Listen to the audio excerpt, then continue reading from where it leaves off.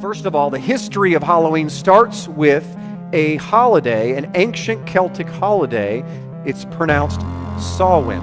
All Saints' Day, or All Hallows' Eve, is much later on the timeline. In ancient Britain and Ireland, the Celtic festival of Samhain Eve was observed on October 31st, at the end of summer. It was an occasion for one of the ancient fire festivals when huge bonfires were set on hilltops to frighten away evil spirits.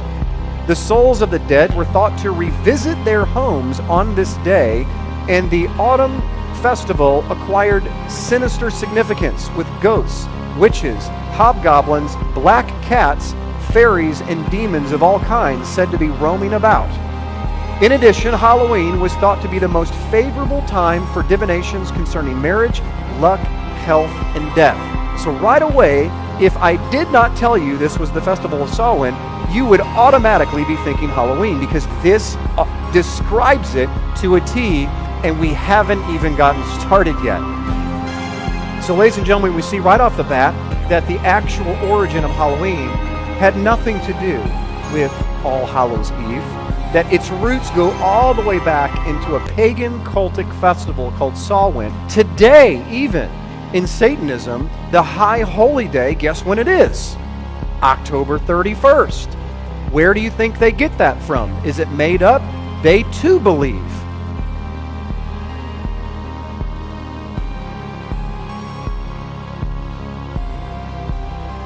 God comes up to you. He creates a holy day. He calls it Passover. Tells you that you have a meal, to have a meal with unleavened bread, to remember the death, burial, and resurrection of Jesus Christ.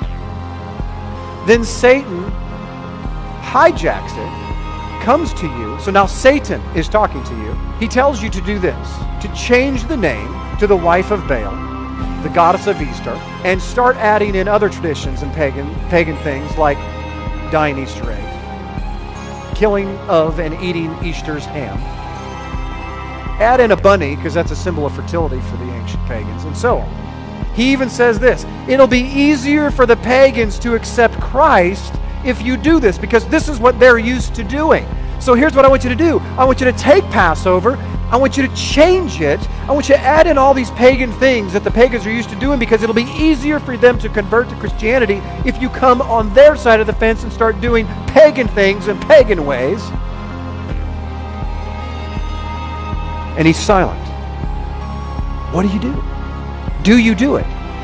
In the first century, you've never seen Halloween. You've never seen Christmas. You've never seen Easter. The only thing that you know is that all of your 11 brothers, the disciples, are celebrating the feast days. They're celebrating the Shabbat, the Sabbath. They're keeping Passover. You're doing these things. And Satan comes along and says, no. We've got to reach the masses. And here's how we do it. We change the name, add in a bunch of pagan stuff. What do you guys think? Who in their right mind in the first century would do that? They would say exactly what Yeshua said. Get behind me, Satan. Yet today, this is exactly what we've done. You know what we need? We need an alternative. Let's call it a harvest festival. No, how about we just call it Sukkot?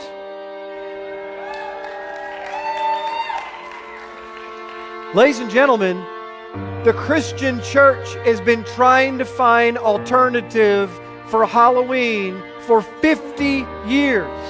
And I submit to you, Mr. or Mrs. Christian, that God already has one. It's called the Feast of Tabernacles. It's a harvest festival.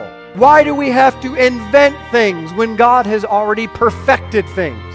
How many have heard of this? Trunk or treat. This is very popular now, because we don't want to send our Christian kids out on the street in our subdivisions because they might get killed. So Christian parents don't want to do this. So what do? We invented something different. Everybody bring your car, decorate your car, open up the trunk, get your lawn chair out, let all the kids go trunk to trunk. We'll call it trunk or treat. Ladies and gentlemen, all we're doing is celebrating Samhain. And like the famous phrase is, you can put lipstick on a pig. It's still a pig. So you want to kiss a pig with lipstick, that's fine. But when you take that blindfold off, you're not going to be happy. And at the end of the day, when our blindfold on Judgment Day is taken off and God shows you outside of time, because when He looks down and he sees these little children dressed up as whatever, at the same time, because he's outside of time, he sees little children being sacrificed and the people dressing up as demons to try to trick the demons to leave them alone. He has not called his people to mix for the purpose of witnessing. The biblical definition of witnessing is to be holy. And the definition of holy is to be kadosh, separated.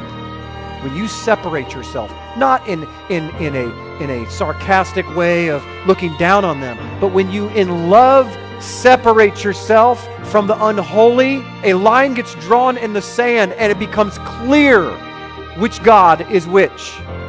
And at the end of their day, when Halloween parties are over and their drunken orgies are done with, they're dead, hungry, thirsty, and starving, hurting, going back to marriages that are falling apart, and they only know that that person down the street has a great marriage. My coworker is brilliant and shining. Why don't you celebrate Halloween? This is why. Well, you know what? You seem to have, can you give me some advice on my wife?